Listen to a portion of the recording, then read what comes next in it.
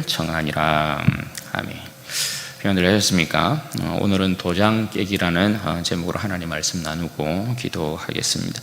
여러분, 도장 깨기라는 말 들어보셨죠? 무술 고수가 무술 도장을 돌아다니면서 같은 계열의 어떠한 이 종파나 다른 문파들을 하나씩 깨는 것을 말하는 것입니다. 예를 들어서 태권도에 출중한 이제 사람이 태권도가 세계 최고다라고 이제 생각을 하여서 많은 이 무술의 종류들이 있잖아요.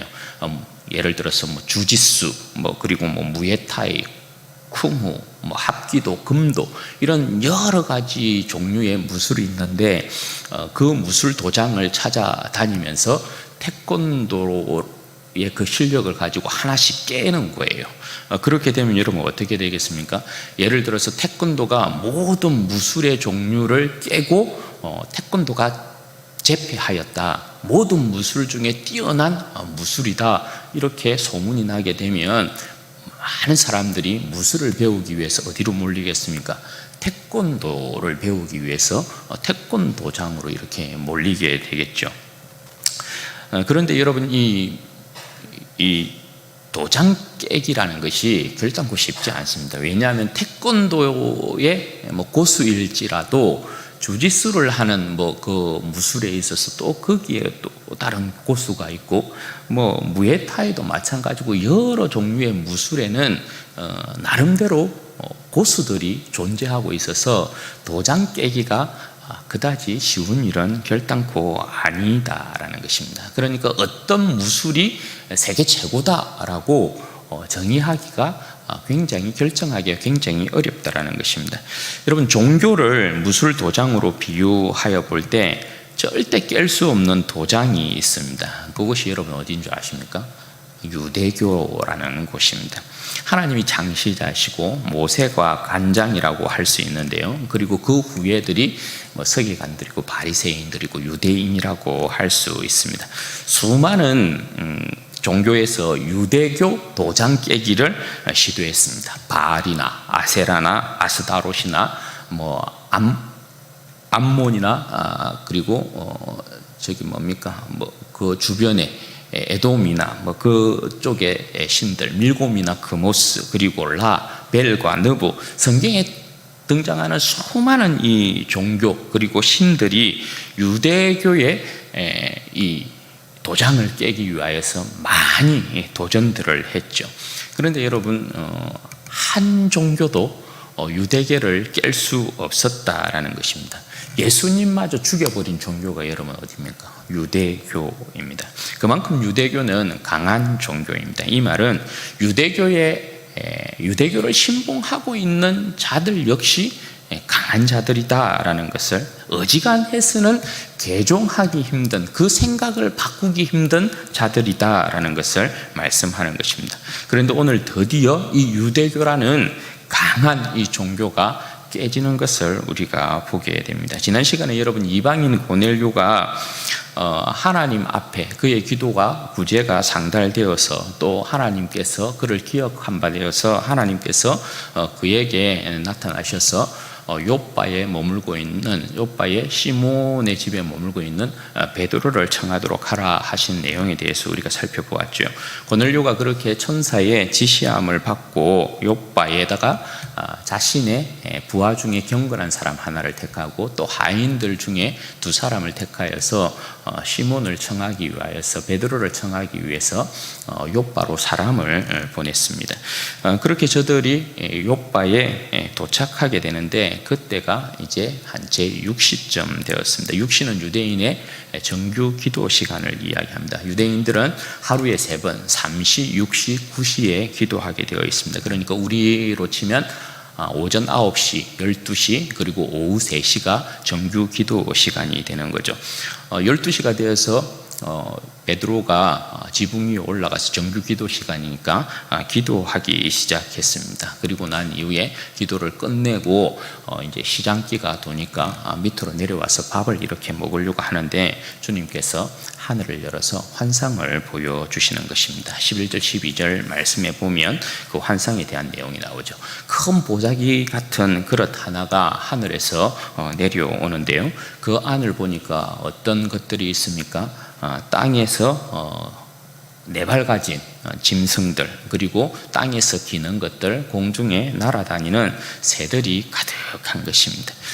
베드로가 이제 그걸 보고 이게 뭔가라고 이렇게 생각하고 있을 때 주님께서 베드로에게 말씀하십니다. 베드로야, 일어나 잡아 먹으라. 베드로가 주님의 음성을 듣고 깜짝 놀랍니다. 왜냐하면 그릇에 담긴 것을 보니까 전부 다 뭡니까? 율법에서 말하는 부정하는 것들입니다. 그래서 베드로가 어떻게 주님께 말합니까? 주님, 그럴 수 없습니다. 내가 지금까지 깨끗하지 않는 것, 그러니까 속되고 깨끗하지 않는 것, 부정한 것들, 한마디로 그것은 먹은 적이 없습니다. 왜냐하면 베드로도 유대인이기 때문에 그런 거죠. 이 말은 나는 철저히 유대인입니다, 이런 말이거든요. 그러니까 도장 깨기가 절대 쉽지 않다라는 것입니다. 하나님께서 잡아먹으라 이렇게 말씀하는데도 나는 이거 잡아먹을 수 없습니다, 지금 그렇게 이야기하고 있단 말입니다. 베드로의 이 말에 주님께서 다시 말씀하시죠. 15절 말씀에 하나님께서 깨끗하게 하신 것을 내가 속되다 하지 말라, 그렇게 말씀하세요.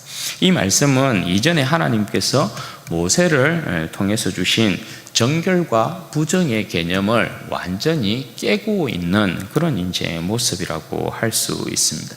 모세를 통한 율법은 정결한 짐승과 정결한 음식, 부정한 짐승과 부정한 음식에 대한 내용이 분명합니다. 그런데 이제 주님께서 어떻게 하고 계시는 거예요? 정하고 부정한 것에 경계를 허물어 버리는 것입니다. 왜 그렇습니까?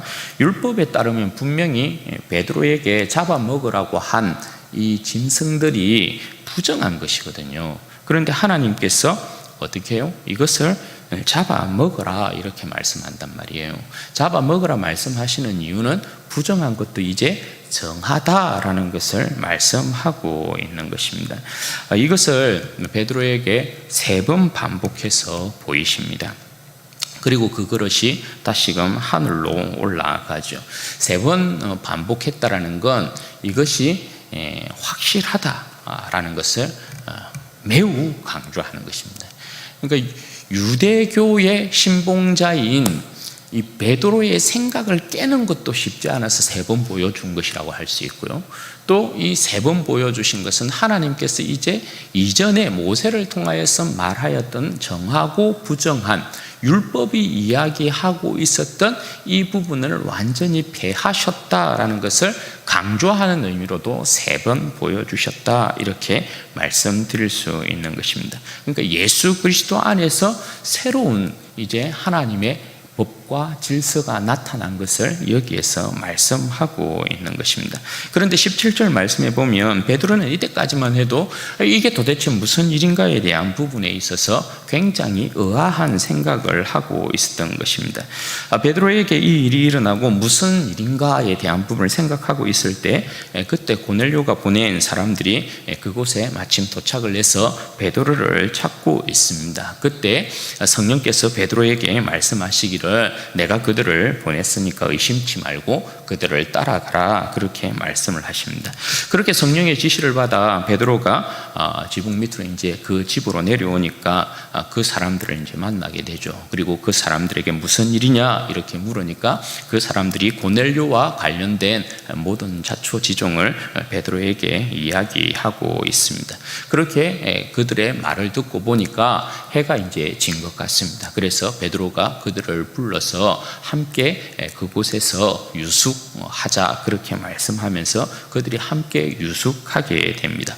그렇게 여러분 이튿날이 되어서 베드로가 그들과 함께 가이사라로 고넬료의 집에 이르게 되는데요.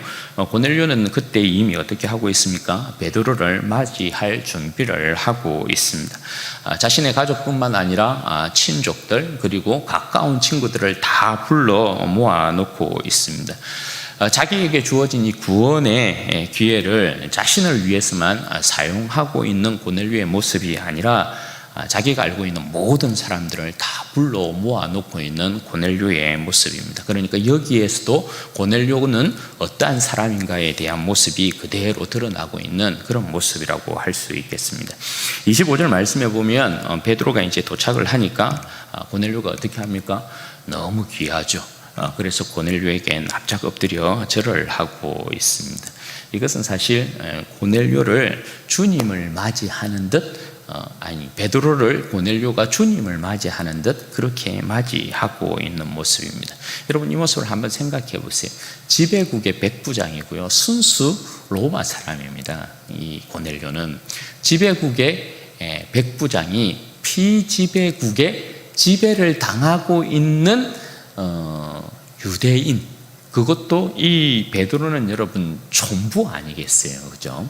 이 촌부에게 절을 하고 있다라는 것입니다.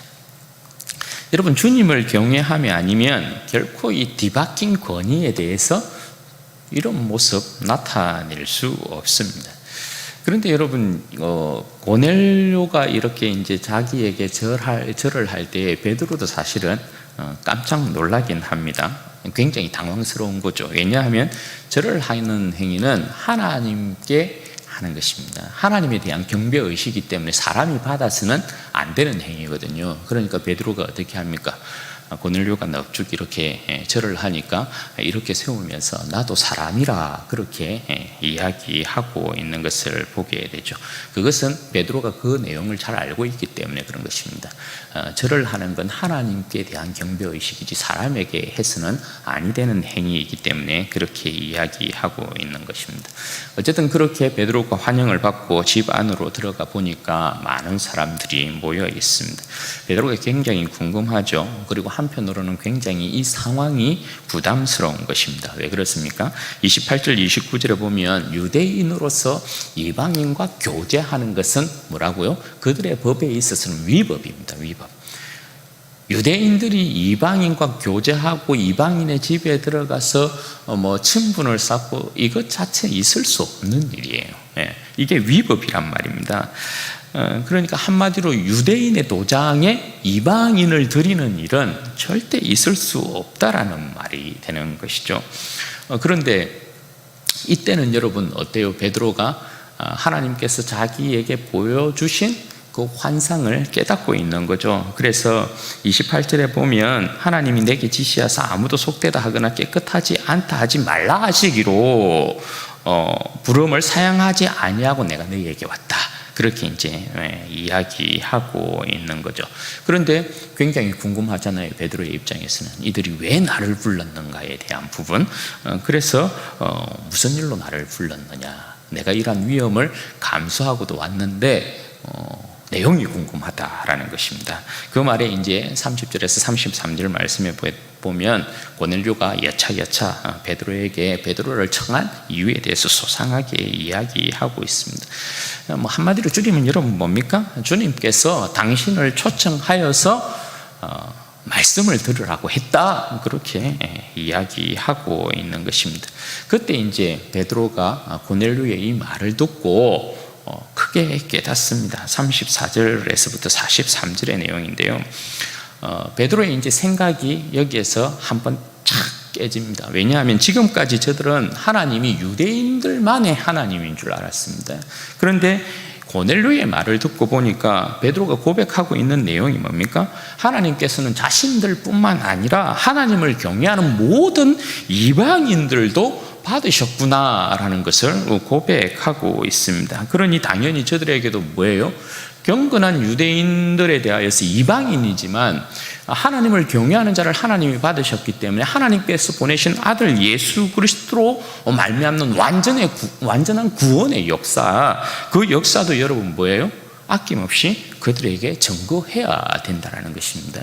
그래서 베드로가 예수 그리스도의 복음에 대한 이 내용을 고넬료와 거기에 모여있는 모든 사람들에게 빠짐없이 아낌없이 그대로 증거를 하고 있는 것입니다.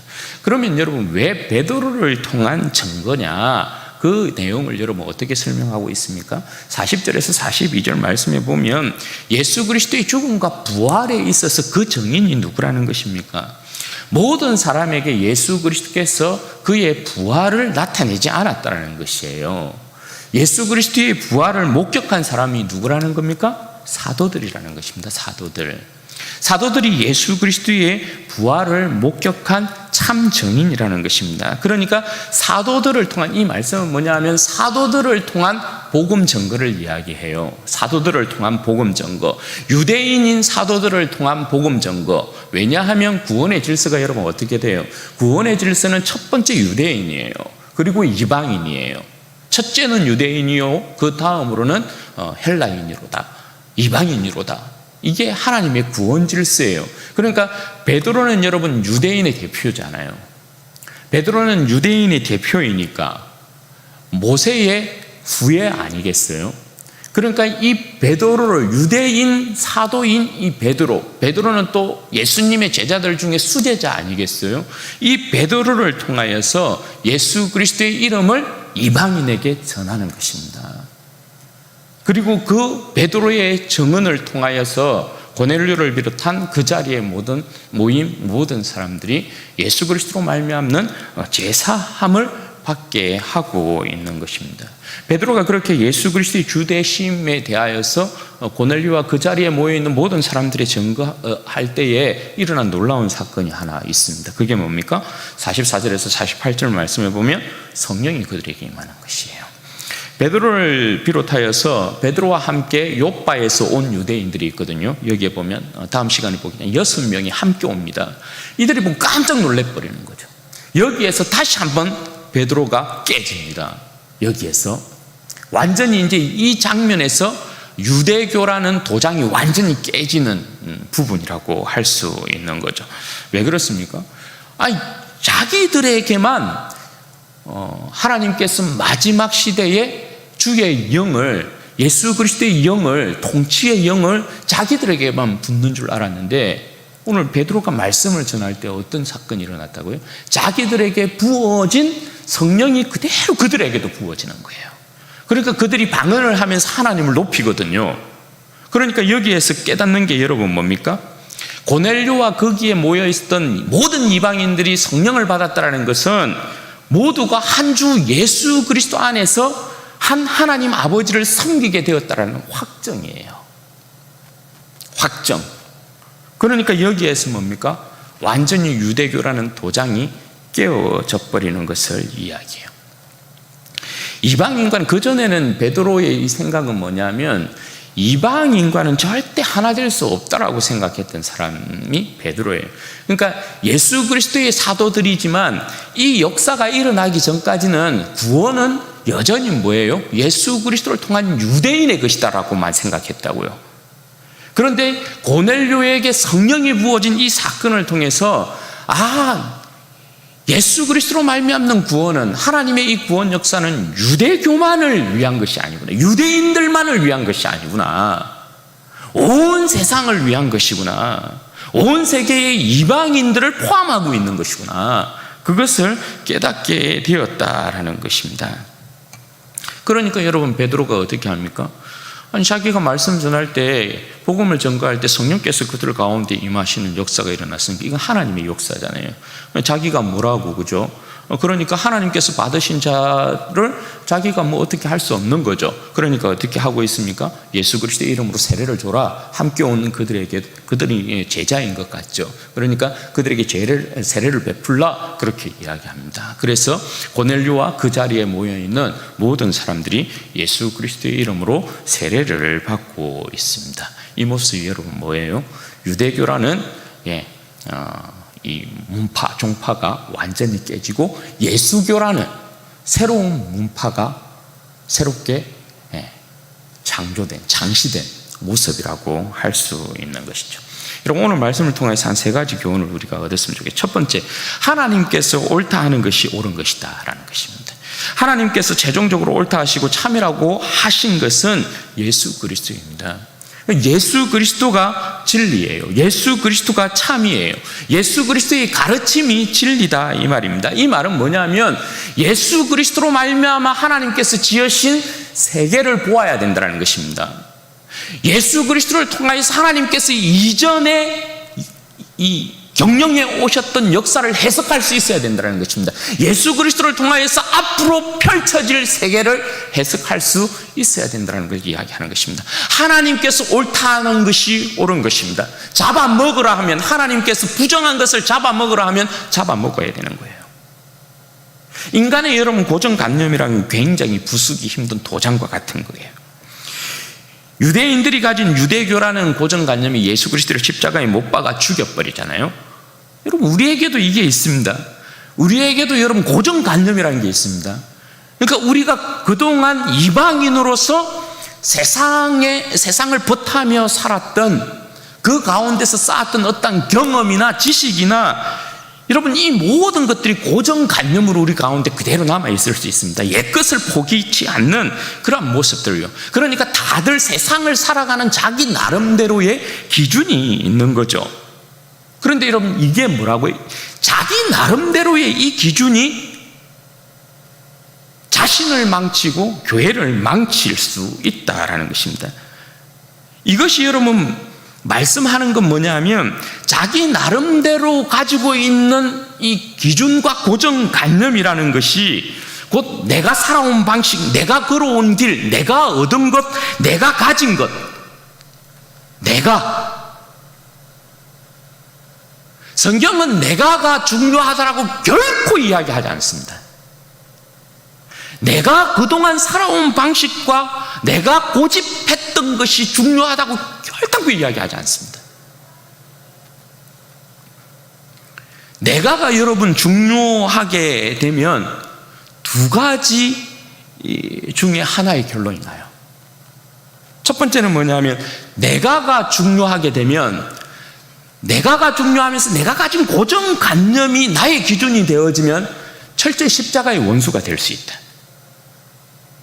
두 번째, 내가가 이 고정관념, 내가라는 이 고정관념이 내 기준이 되면요,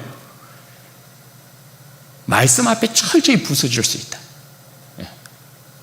두 가지 결론 중에 하나가 나타나요. 우리에게 여러분 중요한 건 내가가 아니에요. 내가 가진 고정관념, 내가 살아온 방식, 나의 기준이 중요한 게 절대 아니에요. 주님의 말씀이 중요해요. 주님이 뭐라 말씀하셨느냐가 중요해요. 진리가 무엇이냐가 중요해요. 다른 건 그 어떤 것도 중요하지 않아요.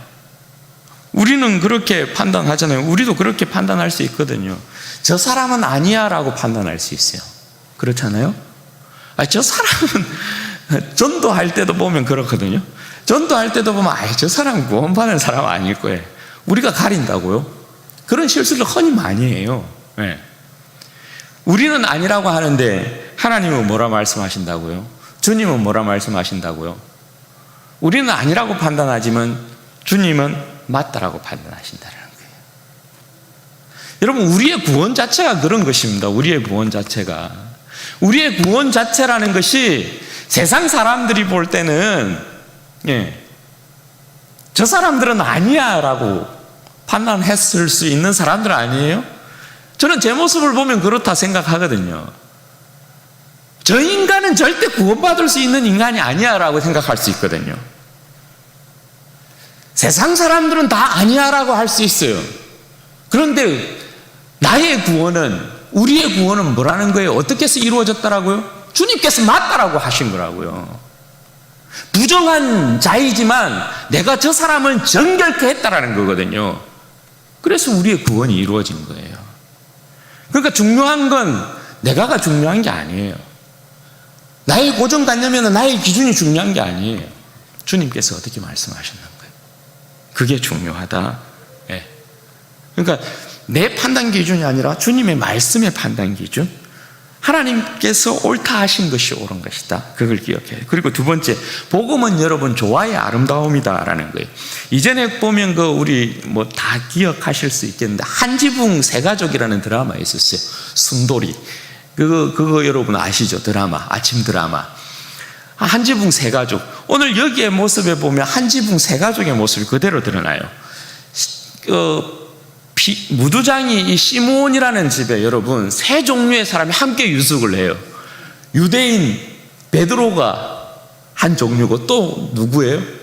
죄인의 대표라고 할 수 있는 시몬, 무두장이 시몬, 낮고 천한 신분의 시몬이라는 사람이 여기에 있고요. 또 한 부류가 어때요? 이방인들이 들어와 있어요. 고넬료가 보낸 부하들이 들어와 있어요. 세 종류가 여러분 한 집에 유숙하고 있어요. 이게 여러분 가능할까요? 이 가능하지 않아요. 유대교에 있어서는 이 상황이 절대 가능하지 않아요. 그런데 이 상황이 가능한 이유가 뭡니까? 한 집 안에 세 부류가 함께 유할 수 있는 이 상황이 가능한 이유가 뭡니까? 예수 그리스도 안에 통일 때문에 그래요. 복음의 위대함이라는 건 이래요. 복음의 위대함이라는 건 모든 인류를 하나로 묶는다는 것입니다. 창조의 세계도 여러분 그러하지만 예수 그리스도의 세계도 보면 여러분 뭡니까? 하나님의 이 창조의 세계가 굉장히 멋있죠. 왜냐하면 이 하나님의 창조의 세계를 보면 만물에 하나님께서 색을 입히시다고요. 색을. 그죠? 단순한 색이 아니에요. 꽃들도 보세요. 여러 종류의 색이에요. 형용색색. 하나님은 멋쟁이에요. 하나님 정말 위대한 예술가거든요. 그 형용색색의 그 아름다운 색들을 조화시켜 놨어요. 예수 그리스도의 복음도 마찬가지예요. 단색으로 부른 게 아니에요. 컬러예요. 컬러. 그것을 조화롭게 만들어 놨어요. 여러분 우리의 부름을 보세요. 우리의 부름의 모양을 보면 다 다릅니다. 그죠?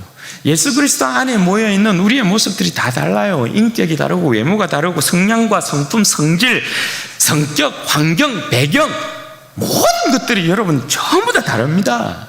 외적인 모습이나 내적인 모습들이 다 달라요.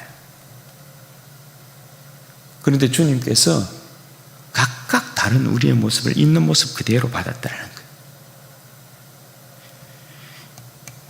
여러분 조화의 아름다움과 공존은 서로가 있는 모습 그대로를 존중하고 받을 때 이루어져요. 복음은 여러분 우리의 인격과 행동에서 죄를 뜯어 고치고 죽이는 것이지 우리의 여러분 존재와 인격 자체를 빼앗는 것이 아닙니다. 우리의 인격과 우리의 존재 자체를 빼앗아서 완전히 새롭게 탈바꿈시키는 게 아니에요.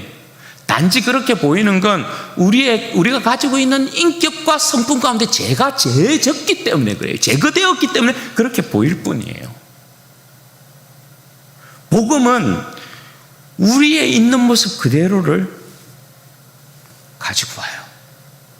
그 색깔로 와줘야 다양한 색깔들이 모여서 조화가 돼요. 그러니까 나를 기준 삼아서 저 사람을 나의 색으로 맞추려고 하면 안 돼요. 그건 여러분 아니에요. 왜냐하면 주님께서 그 사람을 그 모습 그대로를 부른 것이거든요. 그러면 그 모습 그대로를 인정하는 게 필요해요. 나와 맞지 않다고 하여서 그 사람이 틀린 것은 아니에요. 그냥 다른 거지. 그리고 그 모습을 인정해 줄 때 조화의 아름다움이 나타난다라는 거예요. 한 사람을 여러분 우리가 판단할 때 유일하게 판단할 수 있는 근거는 뭐라고요? 저 사람이 진리를 따르는 사람이냐 아니냐. 그것 외에는 달리 그 사람을 판단할 그 어떠한 것도 우리는 가지고 있지 않아요. 저 사람이 예수 그리스도의 진리를 따르는 사람인가 아닌가, 그것이 중요하지 저 사람이 어떤 모양이, 저 사람이 어떤 색깔이, 저 사람의 인격이, 성품이, 그건 여러분 우리가 판단할 내용이 절대 아니에요. 그리고 여러분 세 번째, 사람들을 불러 모아서 말씀을 듣게 하자라는 것입니다. 여러분 사람을 살리는 유일한 길은 예수 그리스도의 복음을 듣게 하는 거예요. 복음 외에 인생에 여러분 답이 없습니다. 복음 외에 인생에 여러분 살 길이 없습니다.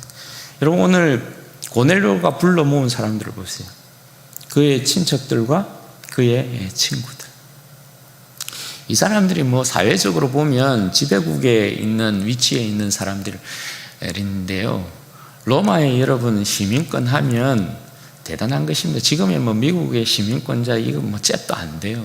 그 당시에 로마의 시민권자라고 하면 정말 여러분 뭐 최상의 레벨의 위치에 있는 사람들이에요. 어느 정도 뭐 위치에서의 뭐 그 나라에서의 어떤 영광을 그냥 부족함 없이 누릴 수 있는 지위예요. 그런데 여러분 고넬료가 전부 다 불러 모으는 이유가 뭡니까? 인생의 근본적인 답은요, 예수 그리스도의 복음 외에 없어요.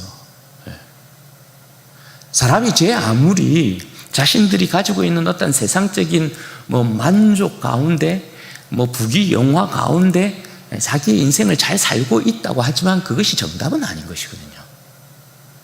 복음 외에는 인생에게 여러분 정답이 없어요. 그러므로 여러분 모든 인생에게는 복음이 필요해요. 그래서 불러 모으는 거예요.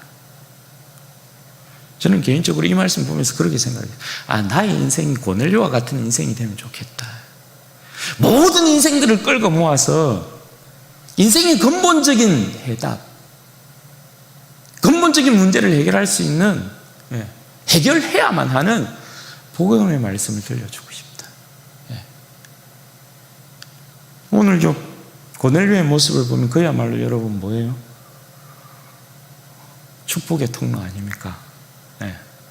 고넬료를 통하여서 그의 친척들과 그의 가까운 친구들이 구원을 받고 있잖아요. 복의 통로 아닙니까? 우리의 인생이 이렇게 되었으면 좋겠어요. 우리 모든 성도들의 인생이 이렇게 되기를 바랍니다. 주님께서 사용하시는 정말 아름다운 복의 통로, 하나님 저를 아는 모든 사람들이 주 예수 그리스도의 복음을 듣게 하시옵소서. 그래서 그들도 구원의 반열에 동참하게 되는 영광이 있게 하시옵소서. 그런 여러분 소망 가운데 우리 모든 성도들이 고넬료와 같이 쓰임받게 되는 그런 역사가 있었으면 좋겠습니다. 이 말씀 가지고 우리가 한번 기도하도록 하겠습니다. 여러분 이 시간에 기도할 때 그렇게 기도하십시다. 여러분 내가 기준이 아닙니다. 하나님이 옳다 하신 것이 옳은 것입니다. 하나님의 진리의 말씀으로 하나님 내 인생의 기준을 잡고 주님의 진리의 말씀 가운데 따라가는 인생 되게 하여 주시옵소서. 하나님 제가 있는 모습 그대로 주님 앞에 설 수 있도록 도와주십시오. 복음은 조화의 아름다움, 내 자리에서 내 자신의 모습을 지키고 하나님 죄를 제거하고 주님을 온전히 따라가는 아름다운 하나님의 모습이 되게 하셔서 나의 모습을 통하여서 또 우리 주님께서 영광 받으시고 교회에 또 하나됨을 이루고, 여러분 여기에서 같이 기도할 때는 내가 내 기준으로 내 형제 자매를 함부로 판단하지 아니하고 또 정죄하지 아니하도록 하나님 도우시기를 원합니다. 그리고 여러분 세 번째 우리가 같이 기도할 것은 하나님 내 인생이 고넬료와 같이 축복의 통로로 쓰임받는 복된 인생이 되게 하여 주옵소서. 우리 주여 한번 부르짖고 기도하십시다. 주여 영광